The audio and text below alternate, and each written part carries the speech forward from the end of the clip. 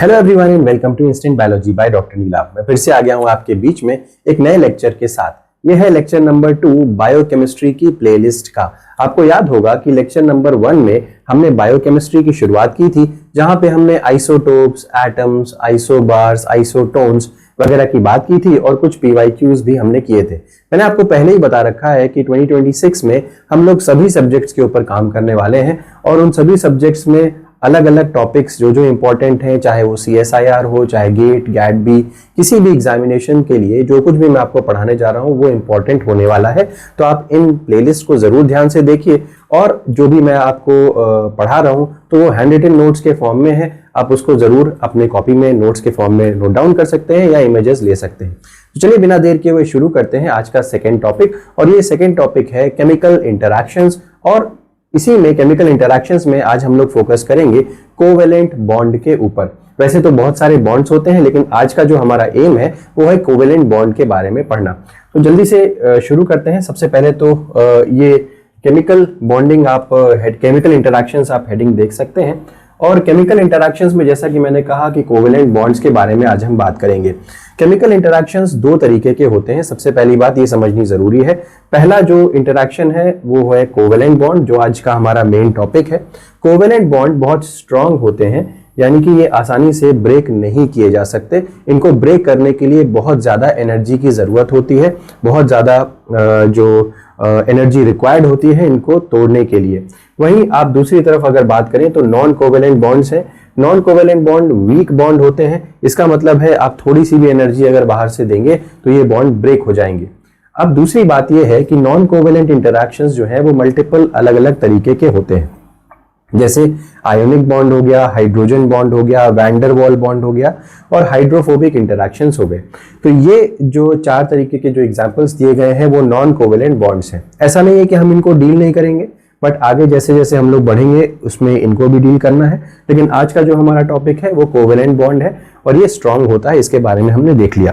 तो ये हो गई पहली स्लाइड। आप जल्दी से इसकी इमेज ले सकते हैं या नोट डाउन कर सकते हैं और फिर हम लोग नेक्स्ट स्लाइड की तरफ बढ़ते हैं। ओके, तो चलिए नेक्स्ट स्लाइड की तरफ बढ़ चलें। और यहाँ पे हम लोगों ने कोवेलेंट बॉन्ड क्या होता है उसके बारे में सीखेंगे और दूसरी चीज ये सीखेंगे कि कोवेलेंट बॉन्ड बनता क्यों है। तो सबसे पहली चीज, कोवेलेंट बॉन्ड क्या होता है। कोवेलेंट बॉन्ड एक ऐसा बॉन्ड है जो इक्वल शेयरिंग ऑफ इलेक्ट्रॉन्स की वजह से फॉर्म होता है। इक्वल शेयरिंग ऑफ इलेक्ट्रॉन्स मतलब जैसे एक एटम ए है, दूसरा एटम बी है, तो दोनों ही atoms same number of electrons को कंट्रीब्यूट करेंगे और इलेक्ट्रॉन्स की शेयरिंग हो जाएगी। इसी को बोलते हैं कोवेलेंट बॉन्ड। अब अगर ए एटम 2 इलेक्ट्रॉन्स को शेयर कर रहा है, बी भी 2 को शेयर करेगा, ए 3 को कर रहा है, बी भी 3 को करेगा। जैसे नाइट्रोजन के केस में 3-3 इलेक्ट्रॉन्स शेयर हो जाते हैं। अब पर्पस क्या है, आखिर कोवेलेंट बॉन्ड फॉर्म क्यों होता है। देखिए, हर बेसिक केमिस्ट्री की अगर आप बात करें तो हर एटम चाहता है कि अपनी इलेक्ट्रॉनिक जो कन्फिगरेशन है उसको अचीव कर सके, यानी कि गैसियस कन्फिगरेशन जिसको हम बोलते हैं, इनर्ट गैस कन्फिगरेशन को वो अचीव कर सके, या दूसरे शब्दों में कहें तो ऑक्टेट को अचीव कर सके। ये बात देखने को मिलती है सभी एलिमेंट्स के साथ एक्सेप्ट हाइड्रोजन। हाइड्रोजन में 2 इलेक्ट्रॉन्स वो लेकर के अपनी ऑर्बिटल को फुलफिल कर सकता है, बट यहाँ पे इनर्ट गैस कन्फिगरेशन हर एटम चाहता है पूरी करना। उसी की वजह से वो कोवेलेंट बॉन्ड का फॉर्मेशन करता है। तो इक्वल शेयरिंग ऑफ इलेक्ट्रॉन होती है कोवेलेंट बॉन्ड फॉर्म करते समय। तो ये हो गई वजह, ये हो गया कोवेलेंट बॉन्ड क्या होता है उसके बारे में, और ये हो गई वजह कि क्यों आखिर कोवेलेंट बॉन्ड फॉर्म होता है। तो ये रीजन हो गया और ये फॉर्मेशन हो गया, ये क्या होता है।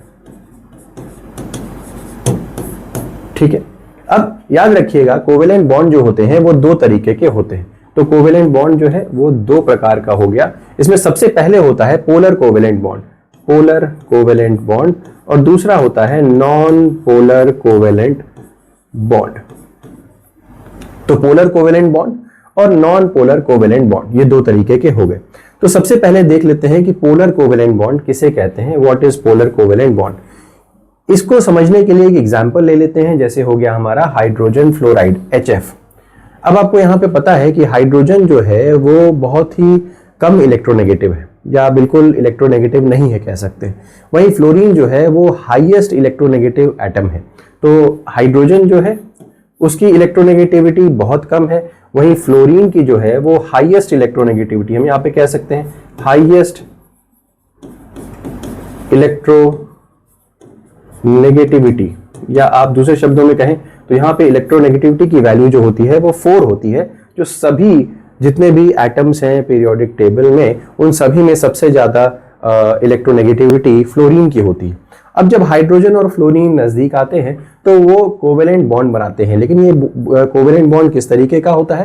Polar covalent bond. क्यों? क्योंकि इन दोनों के बीच में जो इलेक्ट्रोनेगेटिविटी डिफरेंस है वो बहुत ज्यादा है। तो कहने का मतलब ये हो गया पोलर कोवेलेंट बॉन्ड तभी बनेगा जब दो एटम्स के बीच में इलेक्ट्रोनेगेटिविटी का डिफरेंस ज्यादा होगा। अच्छा, जब पोलर कोवेलेंट बॉन्ड बनता है तो याद रखिएगा because of the difference in electronegativity एक एटम की तरफ इलेक्ट्रॉन्स ज्यादा टिल्टेड रहते हैं या ज्यादा उसकी तरफ मूव्ड रहते हैं और दूसरे एटम की तरफ इलेक्ट्रॉन्स कम रहते हैं। इसी वजह से एक एटम के ऊपर पार्शियल नेगेटिव चार्ज रहता है और दूसरे एटम के ऊपर पार्शियल पॉजिटिव चार्ज रहता है। तो यहाँ पे हाइड्रोजन जो है, क्योंकि उसके पास इलेक्ट्रॉन्स को खींचने की क्षमता या इलेक्ट्रोनेगेटिविटी बहुत कम है, वहीं फ्लोरीन के पास इलेक्ट्रोनेगेटिविटी बहुत ज्यादा है, जिसकी वजह से इलेक्ट्रॉन्स फ्लोरीन अपनी तरफ पुल करके रखेगा, जिसकी वजह से फ्लोरीन के ऊपर पार्शियल नेगेटिव चार्ज आपको नजर आएगा और हाइड्रोजन के ऊपर पार्शियल पॉजिटिव चार्ज नजर आएगा। नेक्स्ट पेज के ऊपर ये चीज और क्लियर हो जाएगी। तो यहां पे मैंने लिखा है shared electron pair displaced more towards fluorine because of electronegativity. Fluorine ज्यादा इलेक्ट्रोनेगेटिव है। दूसरी चीज, पोलर कोवेलेंट बॉन्ड फॉर्म कब होगा? तो जब भी इलेक्ट्रोनेगेटिविटी का डिफरेंस हमेशा अगर ज्यादा है तो पोलर कोवेलेंट बॉन्ड का फॉर्मेशन देखने को मिलेगा। ठीक है, तो ये आप इमेज ले सकते हैं या इसको नोट डाउन कर सकते हैं अपनी कॉपीज पे। चलिए अब नेक्स्ट आगे बढ़ते हैं और डिस्कस कर लेते हैं कि हाइड्रोजन फ्लोराइड के अंदर क्या चीज होती है। तो यहाँ पे आप देखें HF बना हुआ है। अब ये HF पे ऊपर पार्शियल पॉजिटिव चार्ज देख रहे हैं और फ्लोरीन के ऊपर नेगेटिव चार्ज, यहाँ पे वन पेयर ऑफ इलेक्ट्रॉन्स जो है वो शेयर हो रहे हैं। अच्छा, ये जो पार्शियल पॉजिटिव और पार्शियल नेगेटिव चार्जेस होते हैं ये कंप्लीट चार्जेस नहीं है, इनको हम पार्शियल बोल रहे हैं बिकॉज अगर कंप्लीट चार्ज होगा तो वो आयन बन जाएगा, बट ये आयन नहीं है, ये पार्शियल पॉजिटिव पार्शियल नेगेटिव है। इसका मतलब है ये बॉन्ड ब्रिज से ब्रेक नहीं हुआ है, बस इलेक्ट्रॉन्स एक एटम की तरफ ज्यादा डिस्प्लेस्ड हैं, उसीलिए हम उसको पार्शियल नेगेटिव या पार्शियल पॉजिटिव कहते हैं। तो पार्शियल चार्जेस जो होते हैं वो परमानेंट चार्जेस नहीं है, टेम्परेरी चार्जेस हैं। बॉन्ड बना हुआ है और इलेक्ट्रॉन एक तरफ डिस्प्लेस्ड है, इस वजह से बनता है। तो पार्शियल पॉजिटिव और पार्शियल नेगेटिव चार्जेस के बारे में मैंने आपको बता दिया। दूसरा occurs due to shifting of electron pair, ये मैंने आपको बता दिया। और पोलर कोवेलेंट बॉन्ड्स कब बनेंगे? जब इलेक्ट्रोनेगेटिविटी डिफरेंस ज्यादा होगा, और जितना ज्यादा इलेक्ट्रोनेगेटिविटी डिफरेंस होगा, more is the electronegativity difference, उतना ही ज्यादा पोलैरिटी होगी। तो ऑब्वियसली हाइड्रोजन फ्लोराइड के बीच में जो ये पोलर कोवेलेंट बॉन्ड बना हुआ है उसकी पोलैरिटी बेहद ज्यादा है। इतनी बात भी हमें क्लियर हो गई। ठीक है, तो ये इसकी इमेज ले सकते हैं आप। चलिए नेक्स्ट पे चलते हैं। अब दूसरा जो टाइप का बॉन्ड है जिसके बारे में हमें बात करनी है वो है नॉन पोलर कोवेलेंट बॉन्ड। तो पोलर तो देख लिया, अब non polar covalent bond. Non polar covalent bond just opposite है पोलर कोवेलेंट बॉन्ड के। यहां पे दोनों एटम्स के बीच की जो इलेक्ट्रोनेगेटिविटी डिफरेंस होगा वो 0 होगा। तो यहां पे लिखा हुआ है electron pairs shared equally between the two atoms. तो ये तो बात कोवेलेंट वाली ही हो गई। जैसे एग्जाम्पल के तौर पे अगर यहाँ पे देखें तो हाइड्रोजन, अब ऑब्वियसली दोनों एटम, यहाँ पे H2 का एक मॉलिक्यूल है, हाइड्रोजन का एक मॉलिक्यूल है, यहाँ पे दो हाइड्रोजन के एटम्स हैं। अब दोनों के दोनों एटम्स के पास सेम इलेक्ट्रोनेगेटिविटी, ऑब्वियसली क्योंकि दोनों हाइड्रोजन एटम हैं तो दोनों के पास सेम इलेक्ट्रोनेगेटिविटी है। तो ये हाइड्रोजन और ये हाइड्रोजन इस तरीके से, तो यहाँ पे जो इलेक्ट्रॉन्स होंगे वो एकदम बीचों बीच में होंगे। क्यों? क्योंकि दोनों की इलेक्ट्रोनेगेटिविटी सेम है, या हम कह सकते हैं difference in electronegativities is equals to 0। इसी वजह से ये नॉन पोलर कोवेलेंट बॉन्ड है, यानी कि जो बॉन्ड बना है, जो कोवेलेंट बॉन्ड बना है उसका नेचर कैसा है? नॉन पोलर है, उसमें कोई पोलैरिटी देखने को नहीं मिलेगी। तो फाइनल एक बात क्या हो गई, जब इलेक्ट्रोनेगेटिविटी डिफरेंस 0 होगा, जैसे कि यहाँ पे हाइड्रोजन के जगह पे आप नाइट्रोजन ले लीजिए, ठीक है, तो यहां पर भी इलेक्ट्रोनेगेटिविटी डिफरेंस दोनों के बीच में 0 है। ऑक्सीजन ले लीजिए, इलेक्ट्रोनेगेटिविटी डिफरेंस दोनों के बीच में 0 है। तो अगर अगेन यहां पे क्या होगा, ये नॉन पोलर कोवेलेंट बॉन्ड बनेगा। तो उम्मीद है कि ये चीज समझ में आ गई होगी। अब आगे बढ़ते हैं, आप चाहें तो इसकी इमेज ले सकते हैं या इसको नोट डाउन कर लीजिए। ओके, चलिए अगली स्लाइड की तरफ बढ़ चलते हैं। अब यहां पे हम लोग कुछ PYQs कर लेते हैं जो कि कोवेलेंट बॉन्ड के ऊपर अलग अलग एग्जामिनेशंस में आए हुए हैं। सबसे पहला, विच of the following bond is formed by the sharing of electron pair between the atoms. तो बिल्कुल सिंपल है, सबसे आंसर आसान हो गया इसका, कोवेलेंट बॉन्ड, आपको पता भी होगा। नेक्स्ट क्वेश्चन की तरफ देखें, अ covalent bond becomes polar when, polar covalent bond कब बनेगा, जब electronegativity difference between atom is significant, जब भी इलेक्ट्रोनेगेटिविटी डिफरेंस सिग्निफिकेंट होगा, ज्यादा होगा, तब पोलर कोवेलेंट बॉन्ड बनता है। Next question, which of the following bond is most likely to be non polar covalent. Non polar covalent इसमें से कौन सा हो सकता है, इसको देखिए, अब आप आसानी से देख करके इसको बता सकते हैं, आप चाहें तो वीडियो स्टॉप करके आंसर कर सकते हैं। तो ऑब्वियसली यहाँ पे कार्बन कार्बन जो बॉन्ड होगा वो नॉन पोलर कोवेलेंट होगा, क्योंकि यहाँ पे इलेक्ट्रोनेगेटिविटी डिफरेंस 0 है। Next question, which of the following bond is primarily responsible for the stability of primary structure of protein. अब ऑब्वियसली यहाँ पे क्या मेंशन्ड है, प्राइमरी स्ट्रक्चर ऑफ प्रोटीन। हालांकि मैंने अभी प्रोटीन के प्राइमरी स्ट्रक्चर के बारे में यहाँ पे बात नहीं की है, बट आप लोगों को जरूर पता होगा कि प्राइमरी स्ट्रक्चर ऑफ प्रोटीन का मतलब होता है जहां पे अमाइनो एसिड्स एक दूसरे से कनेक्टेड होते हैं। जैसे अमाइनो एसिड 1 है, अमाइनो एसिड 2 है, अमाइनो एसिड 3 है, अमाइनो एसिड 4 है, इस तरीके से है। तो ये जो बॉन्ड्स यहाँ पे होंगे, they are called as peptide bond, peptide bond. और ये पेप्टाइड बॉन्ड क्या होते हैं, ये पेप्टाइड बॉन्ड भी आपके कोवेलेंट नेचर के ही होते हैं। पेप्टाइड बॉन्ड भी कोवेलेंट बॉन्ड है, स्ट्रॉन्ग बॉन्ड है। इसी के अलावा अगर हम देखें तो डाइसल्फाइड बॉन्ड, ये भी स्ट्रॉन्ग बॉन्ड है, कोवेलेंट बॉन्ड है। इसके अलावा ग्लाइकोसिडिक बॉन्ड,